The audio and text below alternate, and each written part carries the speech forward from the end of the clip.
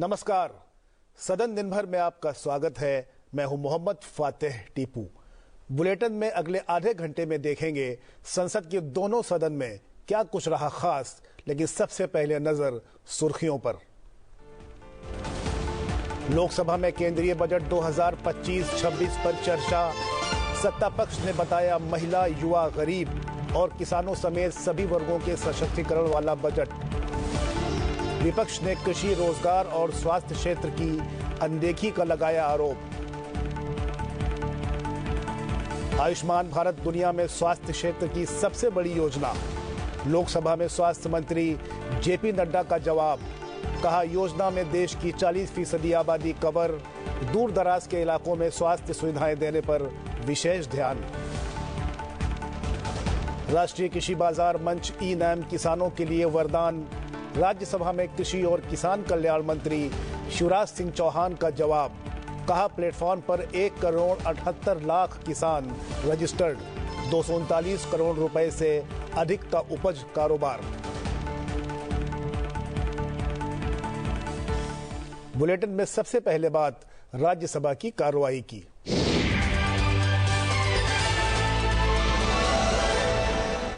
राज्यसभा में आज शून्यकाल और प्रश्नकाल की कार्यवाही सुचारू तरीके से चली। इसके अलावा दूसरे सरकारी कामकाज भी संपन्न कराए गए। सभा पटल पर विभिन्न मंत्रालयों से संबंधित पत्र रखे गए, जिनमें वाणिज्य और उद्योग मंत्रालय, कृषि और किसान कल्याण मंत्रालय, खाद्य प्रसंस्करण उद्योग मंत्रालय और रेल मंत्रालय से जुड़े दस्तावेज शामिल थे। इसके अलावा राज्यसभा में आज शून्यकाल के दौरान विभिन्न सदस्यों ने जनहित से जुड़े मुद्दों को सदन में उठाया। बीजेपी की मेधा विश्राम कुलकर्णी ने मुंबई पुणे राजमार्ग पर बढ़ती दुर्घटनाओं का मामला उठाया। बीजेपी के दोरजी शेरिंग लेपचा ने नाथुला दर्रे तक रेल सेवाएं बढ़ाने की मांग की। बीजेपी के सुजीत कुमार ने देश में डिब्बा बंद खाद्य पदार्थ की बढ़ती खपत पर चिंता जताई। बीजेपी के प्रदीप कुमार वर्मा ने झारखंड में कुरमाली, कोरठा, मुंडा मुंडारी और नागपुरी भाषा को संविधान की 8वीं अनुसूची में शामिल करने की मांग की। बीजेपी की दर्शना सिंह आई फेक तकनीक के संबंध में चिंता जताई। बीजेपी के गोविंद भाई लालजी भाई ढोलकिया ने हीरा कारोबार में समस्याओं को उठाया। आरजेडी के मनोज कुमार झा ने देश में बढ़ती आय असमानता का मुद्दा उठाया। वहीं कांग्रेस की जेबी माथेर हाशिम ने केरल में युवाओं के मादक पदार्थों के प्रयोग का मामला उठाया। आप सांसद संजीव अरोड़ा ने देश में साइकिल विनिर्माताओं की समस्याओं का मामला उठाया। फौजिया खान ने महाराष्ट्र में जन स्वास्थ्य की स्थिति का मामला उठाया। जेडीयू के संजय कुमार झा ने दरभंगा हवाई अड्डे का नाम कवि कोकिल विद्यापति हवाई अड्डा रखने की मांग की। राज्यसभा में शुक्रवार का दिन प्राइवेट मेंबर्स बिजनेस का होता है। आज सदन में कई गैर सरकारी सदस्यों के विधेयक पेश किए गए। एक विधेयक को वापस किए जाने का प्रस्ताव किया गया। इसके अलावा फौजिया खान ने लैंगिक अपराधों से बालकों को संरक्षण संशोधन बिल 2024 निजी विधेयक को पेश और पारित करने का प्रस्ताव किया। उन्होंने बिल का समर्थन करते हुए कहा कि इस संबंध में समाज में जागरूकता बढ़ाने की जरूरत है। राज्यसभा में प्रश्नकाल के दौरान ई राष्ट्रीय कृषि बाजार प्लेटफॉर्म के क्रियान्वयन से जुड़े एक सवाल का जवाब दिया। उन्होंने बताया कि किसान ई-नाम प्लेटफॉर्म के जरिए किसान अपनी उपज उचित दाम पर बेच सकता है। ई-नाम प्लेटफॉर्म के तहत एक फार्म गेट मॉड्यूल बनाया गया है ताकि किसान अपनी उपज के फोटो को, चित्र को फार्म गेट से ही अपलोड कर सके। उपज को भौतिक रूप से लाने की आवश्यकता बाजार मंडी में नहीं है। बिना उपज को लाए ही ई-नाम पर व्यापार के लिए बोली सुविधा का वो लाभ उठा सकता है।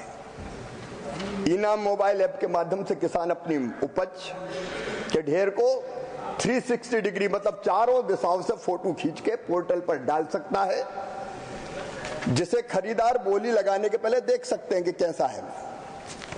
ई-नाम ऐप के माध्यम से किसान अपनी उपज का लाट बना के अपने घर से ही अग्रिम पंजीकरण कर सकता है। जिससे मंडी के प्रवेश द्वार पर किसानों के लिए प्रतीक्षा का समय भी कम हो जाता है।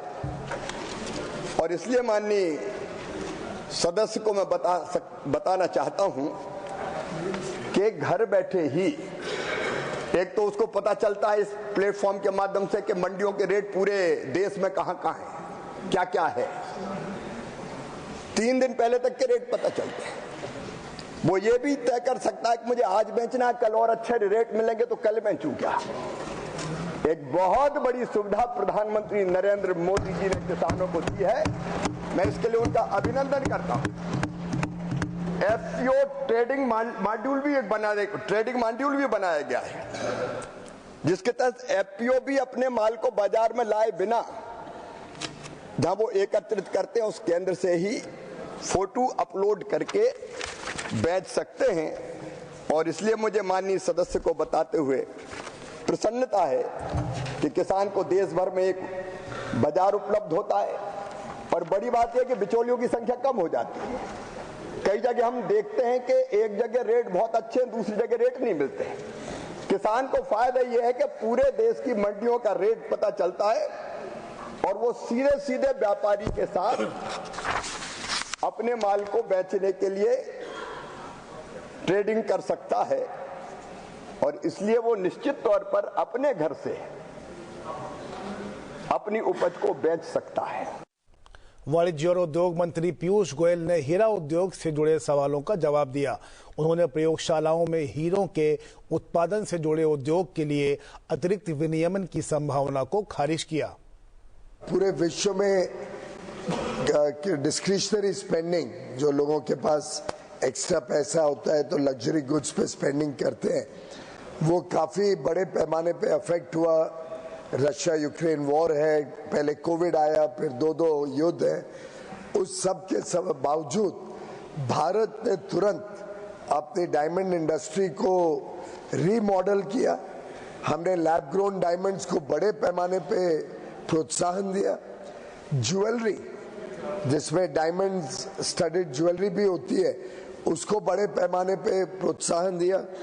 मुंबई में सीप्स में एक मेगा कॉमन फैसिलिटी सेंटर बना है, जिसके माध्यम से अलग अलग निर्यातक अच्छे डिजाइन्स बना सकते हैं, अपने प्रोडक्ट्स को दुनिया भर में लेके जा सकते हैं।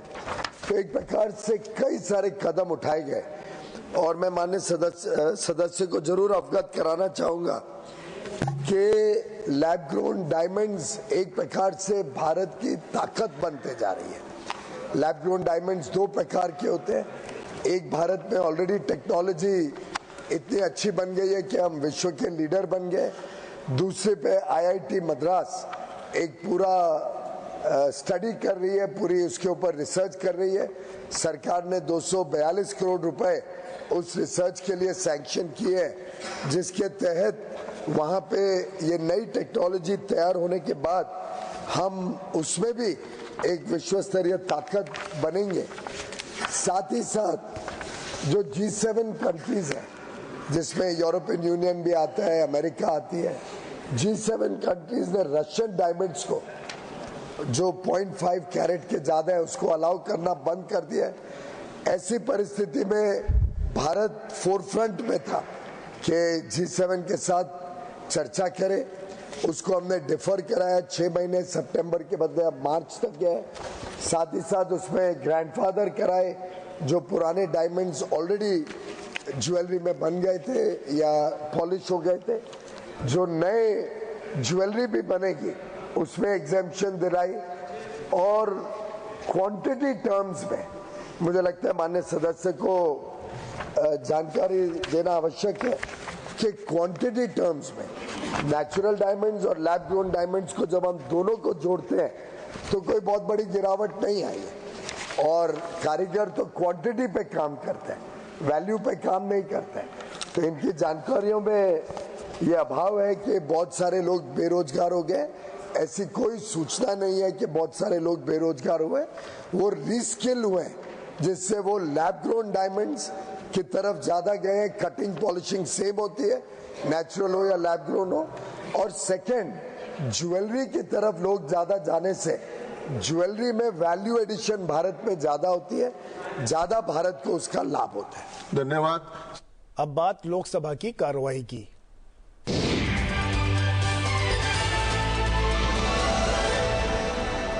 लोकसभा में आज प्रश्नकाल के दौरान स्वास्थ्य मंत्री जेपी नड्डा ने एक सवाल के जवाब में कहा कि आयुष्मान योजना दुनिया की स्वास्थ्य क्षेत्र की सबसे बड़ी योजना है।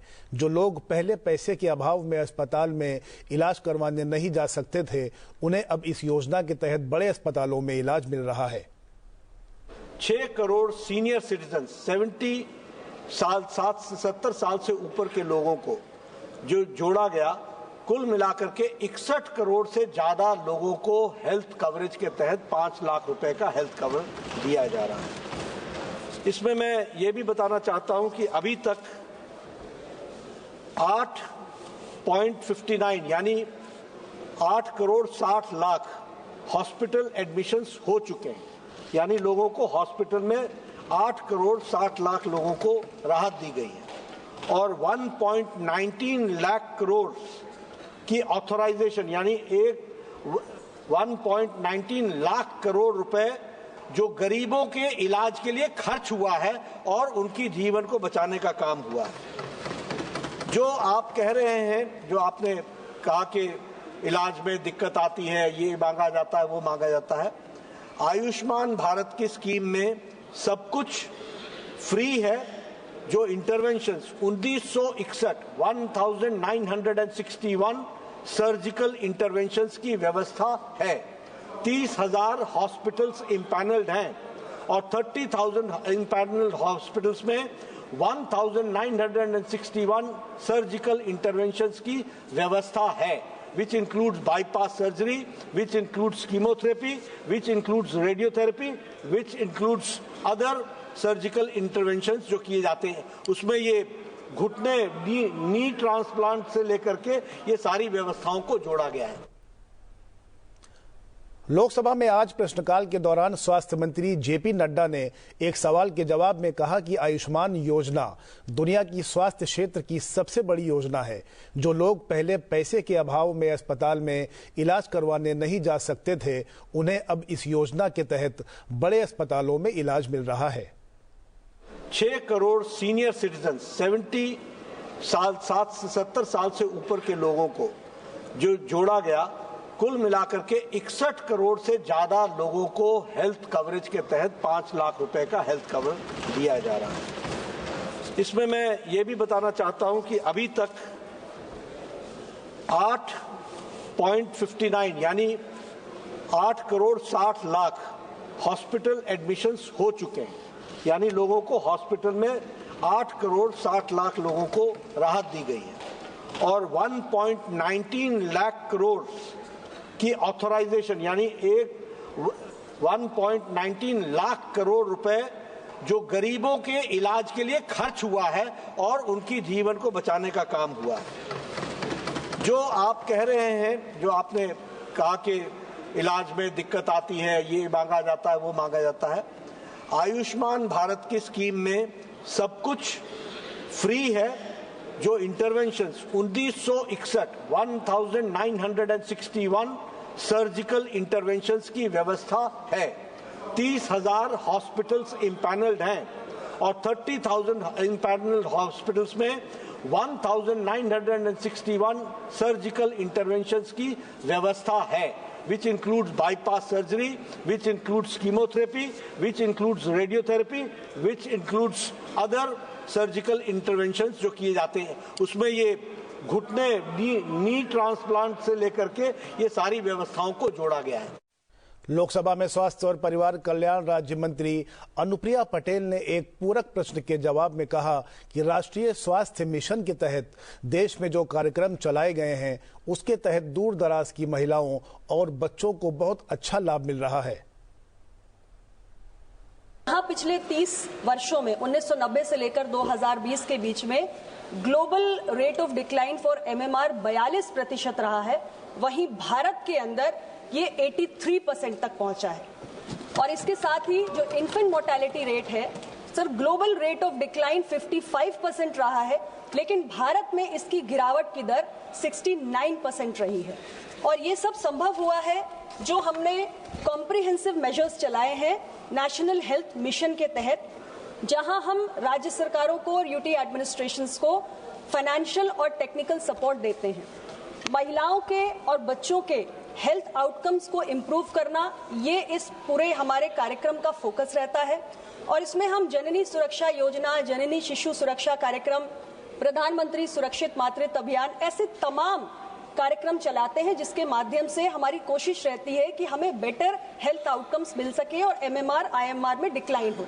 जो प्रश्न स्पेसिफिकली माननीय सदस्य ने आदिवासी या दूर दराज के इलाकों के लिए उठाया है, उसके संबंध में मैं उन्हें सूचित करना चाहती हूं कि हमारे स्पेशल आउटरीच कैंप्स चलाए जाते हैं जिसमें मोबाइल मेडिकल टीम्स भी इन दूर दराज के इलाकों में जाती हैं और जहां हम जो गर्भवती महिलाएं हैं उनको भी ट्रेस करते हैं, ट्रैक करते हैं, उन्हें तमाम जो सुविधाएं हम दे रहे हैं वो सुविधाएं उनको देने की कोशिश करते हैं। और उसमें बहुत सारी हाई रिस्क प्रेगनेंसीज भी होती हैं जो कई बार हम आइडेंटिफाई करते हैं, जिससे कि हम MMR और IMR को कम कर सकें और मैटरनल और इन्फेंट हेल्थ आउटकम्स को हम इम्प्रूव कर सकें। सरकार ने कहा है कि मेडिसिन प्लांट्स को बढ़ावा देने और उनके संरक्षण के लिए निरंतर काम कर रही है और देश के साथ ही विदेशों में भी इसके संवर्धन पर ध्यान दिया जा रहा है। लोकसभा में आयुष मंत्री प्रताप राव जाधव ने ये जानकारी दी। मेडिकल प्लांट एक्सपोर्ट का डेटा आयुष मंत्रालय संकलित नहीं करता है, बल्कि DGFT इसको संकलित करता है और उनके पास ही वो रहता है। लेकिन उनके अनुमान के अनुसार लगभग 4000 करोड़ का मेडिसिन प्लांट का नियमित निर्यात है। अध्यक्ष महोदय, हमारे प्रधानमंत्री आदरणीय नरेंद्र मोदी जी के नेतृत्व में जब से 2014 से आयुष मंत्रालय का निर्माण किया गया, जब से ये मेडिसिन प्लांट का जो भी हम एक्सपोर्ट करते थे उसमें 17 से 18% से उसमें वृद्धि वहाँ पर आई है और इस मेडिसिन प्लांट लगभग बहुत सारे देशों में भी वहाँ पर हम एक्सपोर्ट करते हैं।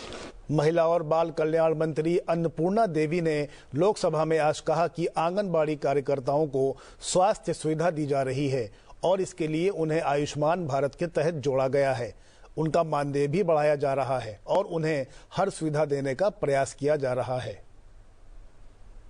प्रधानमंत्री जनजातीय आदिवासी महान्याय अभियान यानी PM जनमन के तहत 18 राज्यों और संघराज्य क्षेत्रों को शामिल किया गया है, जिसमें 75 विशेष रूप से कमजोर जनजातीय समूहों के लिए ये योजना है। इसके माध्यम से भी हम 2500 आंगनवाड़ी केंद्रों का इसमें निर्माण होना है, जिसमें अभी तक हमने 2000 आंगनवाड़ी केंद्र 2139 आंगनवाड़ी केंद्रों की स्वीकृति हमने दिया है और उसमें से 1001 आंगनवाड़ी उसमें कार्यशील भी है और जिसके तहत लगभग हम देखें तो 22,800 लाभुक उसमें लाभान्वित हो रहे हैं।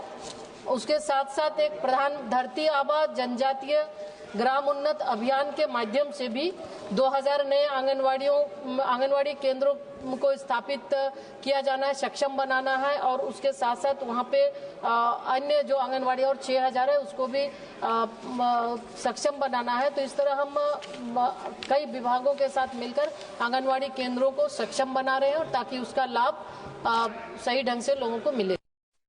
प्रश्नकाल के बाद लोकसभा के पटल पर विभिन्न मंत्रालय से जुड़े पत्र रखे गए, जिनमें स्वास्थ्य और परिवार कल्याण मंत्रालय, आयुष मंत्रालय, विद्युत मंत्रालय, रसायन और उर्वरक मंत्रालय, विदेश मंत्रालय, पत्तन, पोत, परिवहन और जलमार्ग मंत्रालय, रक्षा मंत्रालय, रेल मंत्रालय, महिला और बाल विकास मंत्रालय से जुड़े दस्तावेज शामिल थे। इसके साथ ही स्वास्थ्य और परिवार कल्याण मंत्री जगत प्रकाश नड्डा ने भारतीय चिकित्सा अनुसंधान परिषद और एम्स गोरखपुर के लिए 2 सदस्यों के निर्वाचन का प्रस्ताव रखा, जिसे सदन ने मंजूरी दे दी। लोकसभा में आज आम बजट 2025-26 पर चर्चा शुरू हुई, जिसमें विभिन्न दलों के सदस्यों ने चर्चा में हिस्सा लिया और केंद्रीय बजट को लेकर अपने विचार और सुझाव सदन में रखे। चर्चा में हिस्सा लेते हुए सत्ता पक्ष के सांसदों ने बजट को अब तक का सबसे उत्कृष्ट बजट बताया। उन्होंने कहा कि गरीब, महिला, युवा और किसानों को केंद्र में रखकर सरकार ने देश में पोषण से लेकर व्यक्तिगत आर्थिक सशक्तिकरण के लिए प्रभावी कदम उठाए हैं। वहीं विपक्ष ने आम बजट को कृषि, शिक्षा, रोजगार, स्वास्थ्य की दृष्टि से नाकाफी बताया। उन्होंने इस बजट को संघीय भावना के विपरीत बताया, जिसमें राज्यों की चिंताओं का ख्याल नहीं रखा गया है। This transformative and growth-oriented budget. I extend my heartfelt thanks to the Honorable Finance Minister for presenting the Viksit Bharat budget. With India projected to contribute 15% to global economic growth between 24 and 29, this budget embodies the vision of self-reliant and prosperous nation. Under the dynamic leadership of Nara Chandrababu Naidu Garu and the NDA government, Andhra Pradesh has seen crucial developments such as the revival of Visakhapatnam Steel Plant with an allocation of 11,440 crore and the timely establishment of South Coast Railway Zone. Moreover, the 15,000 crore allocation for Amaravati's development and the ongoing progress of Polavaram project further highlight the government's commitment to regional growth. This is due to the synchronized governance of NDA government under the leadership of the Honorable Prime Minister. This Viksit Bharat budget is designed to create a robust foundation for the growth through three key strategies. One is the income limit set at 12 lakh rupees. So this will lead to maybe as Finance Minister was saying, 1 lakh crore rupees was lost to the government and given to the people. So even if 20% is kept for savings, 80,000 crore rupees will spent on the market. सबको आवास, सबको जल, सबको शिक्षा, सबको स्वास्थ्य, सबको ration, सबको बिजली अभूतपूर्व है। सही मायने में यही राम राज्य है। देहिक देविक भौतिक तापा, राम राज नहीं कहु ही व्यापा, सब नर करहि परस्पर प्रीति, चलहि स्वधर्म निरत श्रुति नीति। अर्थात राम राज्य में देहिक देविक भौतिक ताप किसी को नहीं व्यापते हैं, सब मनुष्य परस्पर प्रेम करते हैं और वेदों में बताई नीति मर्यादा में तत्पर रहकर अपने अपने धर्म का पालन करते हैं। भारत में हर युग में राम राज्य की स्थापना हुई है। जब राम राज्य की बात होती है तो कांग्रेस या विरोधी पक्ष ये समझते हैं कि हिंदू राज्य की स्थापना होगी। राम राज्य की स्थापना हर तरह से सुख व समृद्धि, लोकतंत्र की रक्षा के लिए सब कुछ दांव पर लगा देते हैं। जीने का अधिकार, सुरक्षा, न्याय का अधिकार सभी को मिले, मगर कुछ लोग तो राम राज्य का मखौल उड़ाते हैं। लोकतंत्र की रक्षा, देश की मर्यादा राम राज्य में सुरक्षित है। और राम राज्य तो भरत का राज्य भी था। भागवत और जैन ग्रंथों में भी इसका उल्लेख है। राजा हरिश्चंद्र, राजा सुदास, भगवान राम, राजा युधिष्ठिर, चंद्रगुप्त मौर्य, सम्राट अशोक, सम्राट विक्रमादित्य, चंद्रगुप्त द्वितीय, समुद्रगुप्त, हर्षवर्धन, राजा भोज, ये सब राम राज्य की कल्पनाओं के राज्य हैं जिसको कभी कांग्रेस ने देखा नहीं। मगर महात्मा गांधी के सपनों के राम राज्य की बात तो पढ़ ली होती। राम राज्य की विधि गांधी क्या कहते हैं? राम राज्य की विधि या धर्म सम्मत मर्यादा की अवधारणा केवल राजा या शासक के कर्तव्यों का विचार नहीं है, अपितु एक ऐसी समग्र राज्य व्यवस्था की निर्मित है जिसमें सामाजिक जीवन का प्रत्येक कोना धर्म के 4 चरणों सत्य, सोच, दया और दान पर अवलंबित है। राष्ट्रपति जी का पद इस देश का सर्वोच्च पद है और हमें गर्व है कि आज उस पर द्रौपदी मुर्मू जी विराजमान है, जिन्होंने अपनी मेहनत और त्याग से वो यहां तक पहुंची है। लेकिन कांग्रेस वालों ने आदिवासी वर्ग से आने वाली महिलाओं का अपमान करने का काम किया है। पहले सोनिया जी ने ये अपमानजनक शब्द इस्तेमाल किए और इन्होंने ऐसे ही अपमानजनक बातें वित्त मंत्री हमारे निर्मला जी के लिए और हमारे नरेंद्र मोदी जी के लिए भी इस वाक्यों का प्रयोग किया। यह सिर्फ इसलिए क्योंकि देखा नहीं जाता कि इस देश का नेतृत्व एक आदिवासी समाज से आने वाली महिला और एक सामान्य परिवार से आने वाला पंतप्रधान बने, इसीलिए इसी तरह की बातें करते हैं। जुलाई 2023 के रिजर्व बैंक ऑफ इंडिया के रिसर्च के अनुसार अगर भारत को 2047 तक विकसित भारत बनना है तो हम 7.6% पर एनम से ग्रोथ करें। यह बजट 2025-26 में लिए गए निर्णय इसी दिशा की तरफ बढ़ता हुआ कदम है। महोदया, इस बजट में आध्यात्मिक एवं धार्मिक महत्व के स्थानों के विकास के साथ साथ भगवान बुद्ध के जीवन से संबंधित स्थलों के डेवलपमेंट के लिए ध्यान दिया गया है। पिछले साल 3260.93 करोड़ रुपए दिए गए थे, जिसे इस साल बढ़ाकर 3360.96 करोड़ रुपए कर दिया गया है। महोदया, बजट 2025-26 में स्कूल से लेकर यूनिवर्सिटी, आईआईटी में इनोवेशन पर खास फोकस किया गया है। देश में ग्रेजुएशन लेवल पर एमबीबीएस की सीटें भी बढ़ाई गई हैं। साथ ही साथ आईआईटी में 6500 सीटों का इजाफा होगा, इसकी भी व्यवस्था की गई है और एडिशनल इंफ्रास्ट्रक्चर तैयार करने की भी व्यवस्था की गई है। तो कार्यक्रम सदन दिन भर में इतना ही। मुझे दीजिए इजाजत। आप देखते रहिए संसद टीवी। नमस्कार।